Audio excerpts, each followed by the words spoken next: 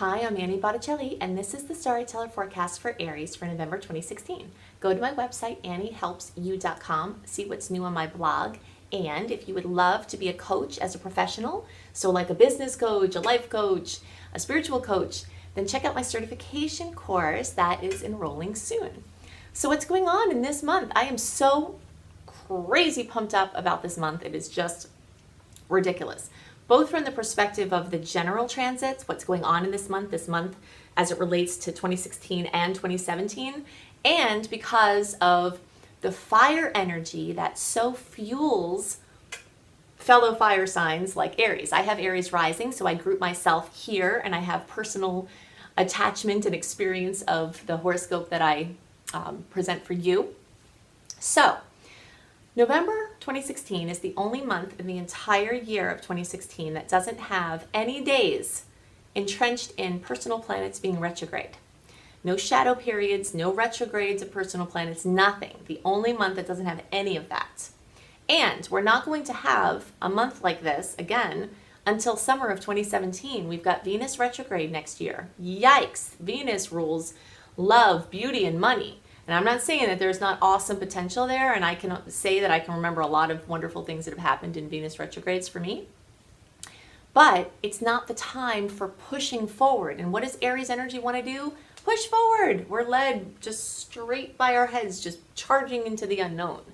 And so we love months like this because we can just sort of push, rump, bump, unrestrained for this month to do what has to be done. It's like, a horse raring to run. And this energy is just so much freedom this month of pushing forward. We haven't had energy like this for a long time, and we're not going to have energy like this for a long time.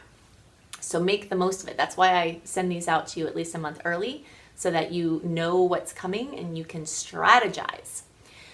My biggest question for you this month and in general is, what are you going to do with that fire spark that you are?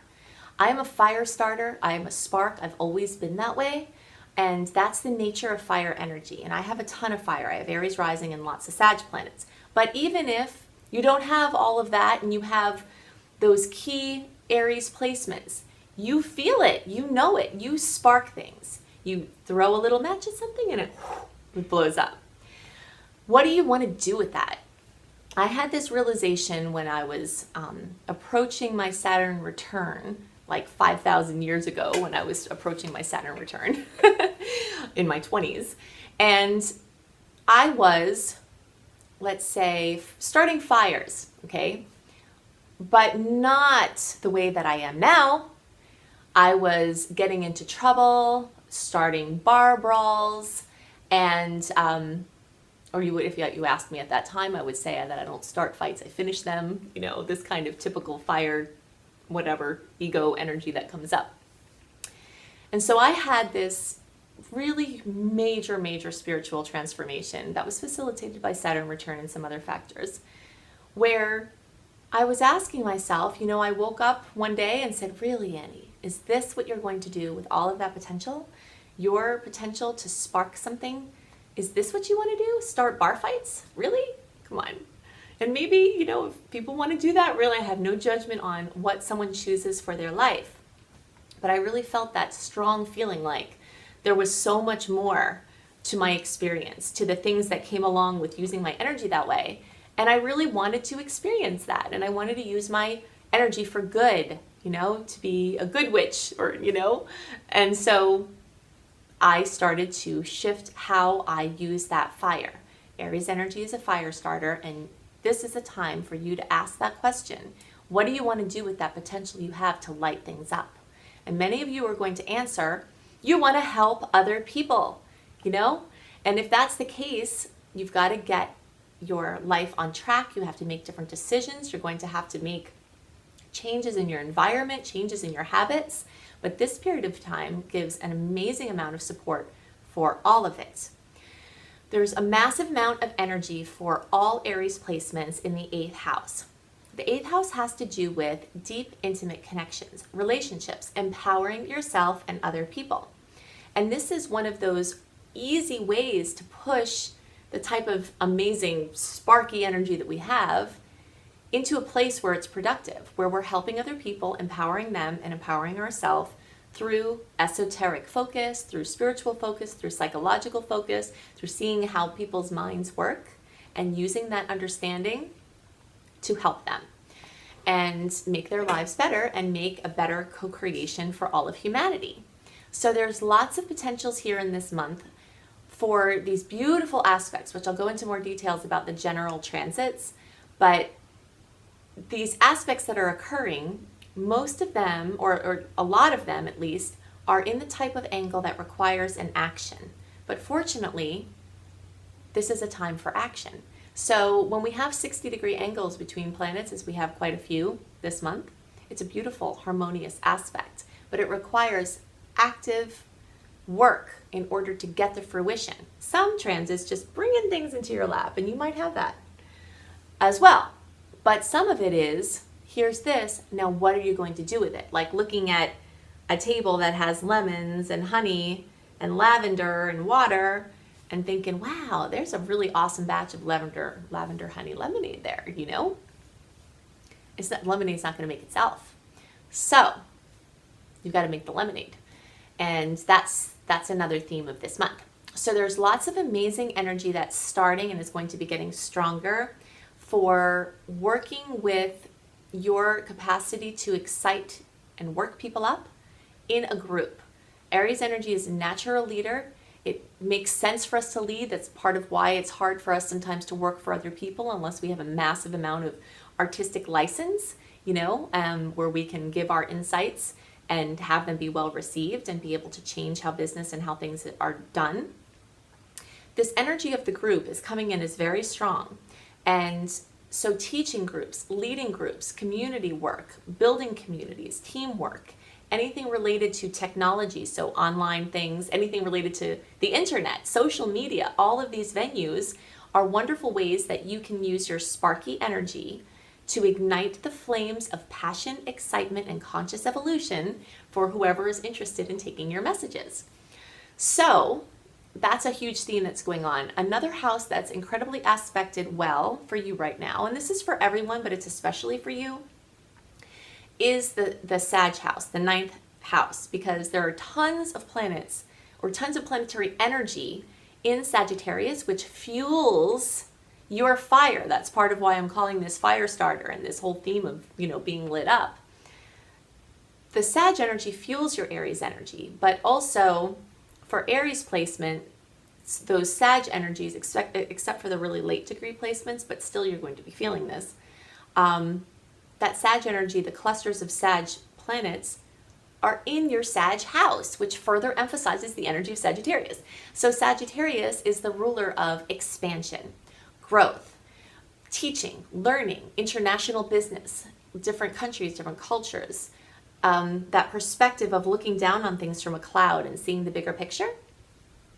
Anything having to do with religion, spirituality, philosophy, writing, publishing, speaking, public speaking, inspirational speaking, anything like that is all in the Saggy realm. So you're going to see that house lit up like crazy during this period of time with a wide open window to do something about it. So if you've been planning on teaching people, bringing your work out, there couldn't be a better month for it.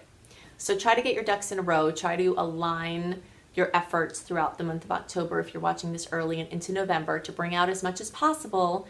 This way, during the retrograde times between December and May, when it's time to go back over things, you have something you've launched to go back over, because you're not going to be able to really launch things in that time. So the best case scenario is put as much as you can out there, and then you can spend the retrograde times revising, revisiting, reevaluating, because you've had your births already of your new things.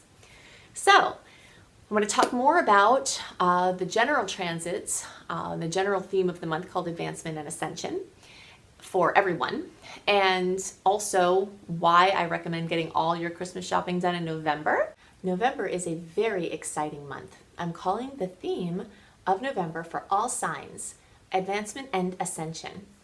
There are lots of planetary energies moving through the sign of Sagittarius, and when this happens, there's an overall optimistic, awesome vibe that's lighthearted, it's fun, it's easygoing. It can be very productive as well, but it can be a little bit dizzying because it moves in a spiral, so it's kind of all over the place. So there's lots of expansion and fun to be had this month, and you'll feel the mood be quite elevated, especially compared to the recent months of eclipses and retrogrades. Speaking of retrogrades, November is the only month in all of 2016 where we don't have any days in the whole month in a personal planet retrograde or a shadow period of a personal planet retrograde. So we had some really good launch dates in October, but we've got even more awesome launch dates in November. Almost every day in the first week is amazing for anything that you want to do. Launches, good times, plans, outings, just overall good vibes.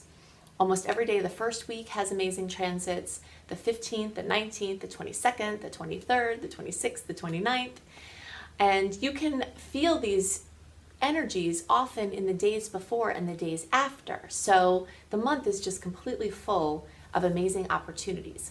When you sign up for my free email newsletter on my website, anniehelpsyou.com, you will get a written version of the good dates, the challenging dates, the overview of the month, every month, a month early, the same way that I do the horoscopes early. So, and you get other gifts for signing up too. So if you want more information or seeing in a written form the energies that are coming up, then definitely go to my website and do that. So Mars is also wrapping up its movement through Capricorn. Mars visits a sign every 2-ish years. So whenever it's bringing its movement and activity to a sign, we have a lot of opportunities to move forward in our lives. Mars is like the border collie of the zodiac. If you've ever been around border collies, I always have had border collies my whole life, and they're busy. They're all over the place. And they can make you crazy, right? Because it's just such active energy, and they're strong and fast, and that's the energy wherever Mars is in your chart and in the sign that it's in. So when Mars is in Capricorn, which it is for the first week of November, that's the end of its cycle there, you have amazing opportunities to wrap up business-related things, work, career, life purpose, things involving establishing your authority, things involving authority figures, anything having to do with father or father figures or people who have played that role to you. As Mars moves into Aquarius, we've got a couple of months of movement along the fronts of everything Aquarian, including all internet-based projects, humanitarian efforts, anything involving groups or teams or leading groups or working with teams or large organizations or humanitarian efforts or friendships or social media. So you've got a lot of opportunity with Mars, especially for things along these lines. There are a couple of spots in the month that are a little bit, I call it dicey, which means that the energies are a little bit challenging. I always think that the challenges give us more opportunities to advance and ascend, so I have an optimistic way of looking even at the challenges. So on the days leading up to that 5th supermoon at 22 degrees of Taurus on November 14th, there could be some emotions. Full moons bring emotions. And speaking of dogs, full moons always remind me of how dogs shake off after they get wet, because emotional energy is represented by water energy. And so at the full moon, any energies that we have in our field that haven't been shaken off tend to get shaken off in the form of some sort of little drama, some sort of little upset, coming to fruition, coming to completion. Sometimes it's a really wonderful thing and there are tears of joy, but sometimes it's just stressful. So I often feel the full moon like 48 hours before it actually happens. That's why I say the days leading up to November 14th. Then by the time the full moon comes, I'm good. I'm done with my moment or whatever. So the fact that this is a supermoon, which means that the moon is actually closer to the earth, you can see it. It looks huge. It also increases the gravitational pull and effects on the earth. So anything involving water, like water coming where it shouldn't be, emotions coming where they shouldn't be, excess emotions, can definitely come up. There could be something around the energies of Taurus where It has to do with money or how you make money, your income, something of value, and figuring out things of values, just your values in general. Another very notable transit is a square between Jupiter and Pluto. Whenever we have an aspect between outer planets, which are the ones that take longer to move around, these times of coming together last longer. And so this first Jupiter-Pluto square is happening on November 24th, Thanksgiving. So that could bring some conflicts for people in the United States around our holiday, our Thanksgiving holiday. So look out for that. But this is the first of 3 squares. The second one is March 30th of 2017, and the last one is August 14th of 2017.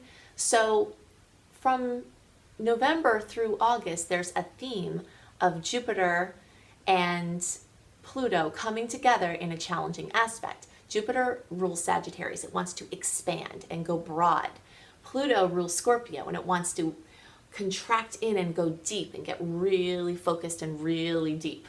So when these energies that are kind of, they seem they're actually opposite, come together, it stops you from going too deep or too broad. But I see this as a positive thing because either of those energies in excess have their limitations. So I think that you can get the best of whatever you're working on by not letting your Jupiterian expansion get too big, too fast before you can manage it, and Pluto kind of keeping it in check, and not letting you go down into an abyss that Pluto tends to go down into too deep because Jupiter buoys it up. So you'll see this energy of kind of antagonistic forces at play throughout this time. And I'm calling it a little bit of a buzzkill energy because compared to the rest of the vibes of the month, it's a little bit annoying, but see it for what you can do with it. The last little touchy spot is on the last day of the month, which is November 30th. And that's when there's a challenging aspect with Neptune. So deception, self-esteem pings, confusion, insecurity can come up at that time. But don't let these things daunt you because the rest of the month is so amazing that it's like you can't let anything get you down. So if you would like to sign up for my free email newsletter, definitely go to my website, anniehelpsyou.com. Definitely check out what's new on my blog. I have new things up there every month, and plus old stuff you can check out. And if you're interested in becoming a life coach, a business coach, I have a coach certification and online business training course that is enrolling in January, and you can get first dibs at the open slots if you email me on my website. Also, starting enrollment in January will be my astrology apprenticeship program and my creating successful online business program, which is part of the life coach program, but I also offer it separately. So I hope you have a wonderful month, and I'll see you next month. Bye.